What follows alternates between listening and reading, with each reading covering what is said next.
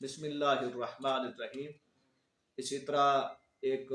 دوست نے گروپ کے اندر بھی سوال پوچھا ہے، اور یہ سوال بارہا سوشل میڈیا پہ بھی چل رہا ہے کہ جو شخص جنابت کی حالت میں، ناپاکی کی حالت میں فوت ہو جائے، آیا وہ جنتی ہے یا دوزخی ہے؟ اس کا جواب میں پہلے بھی دے چکا ہوں کہ یہ چیزیں جو ہیں، جنابت کی حالت یعنی ناپاکی کی حالت، یہ ڈیسائیڈ نہیں کرتی کسی کے جنتی یا دوزخی ہونے کا کہ یہ شخص جنتی ہے یا دوزخی، بلکہ جنتی اور دوزخی کا جو فیصلہ ہے یہ انسان کے ایمان اور کفر جس میں ہوگا وہ جنتی یا دوزخی ہے۔ اگر ایمان کی حالت میں فوت ہو گیا تو وہ جنتی ہے، اگر کفر کی حالت میں مرا تو وہ دوزخی ہے۔ واللہ یؤتیہ من یشاء واللہ ذو الفضل العظیم،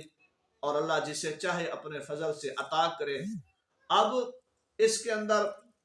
یہ ایک عوامی مسئلہ بنا ہوا ہے اور یہ ایک کہاوتی مسئلہ ہے، اس کی کوئی حقیقت نہیں ہے کہ حالت جنابت جو ہو وہ جنتی ہے یا دوزخی، بلکہ اس کے اندر یہ ہے کہ حضرت حنظلہ رضی اللہ تعالیٰ عنہ ان کو غسیل الملائکہ کہا جاتا ہے کہ آپ نئی شادی تھی، ادھر غزوے کا اعلان ہو گیا تو آپ جہاد کرتے ہوئے شہید ہو گئے تو آپ کو فرشتوں نے غسل دیا،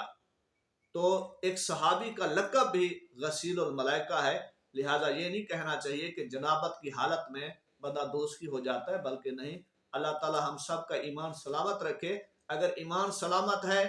تو انشاءاللہ اللہ پاک آپ کو جنت عطا فرمائے گا۔ اگر ایمان کی سلامتی نہیں ہے اور ایمان آپ کا سلب ہو گیا، ارتداد ہو گیا یا کلمہ کفر نکل گیا، تو اس حالت کے اندر یہ ہے کہ اس کے جنتی ہونے میں پھر شک ہے۔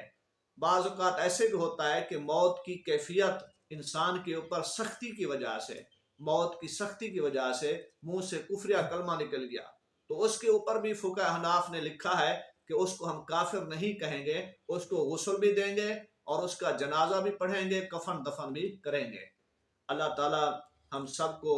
موت کے وقت ہمارے ایمان کو سالم رکھے، اور ایمان بہت بڑی دولت ہے، اللہ پاک اس کی حفاظت کرنے کی توفیق عطا فرمائے۔ آمین آمین بجاہ النبی الامین صلی اللہ تعالی علیہ وسلم۔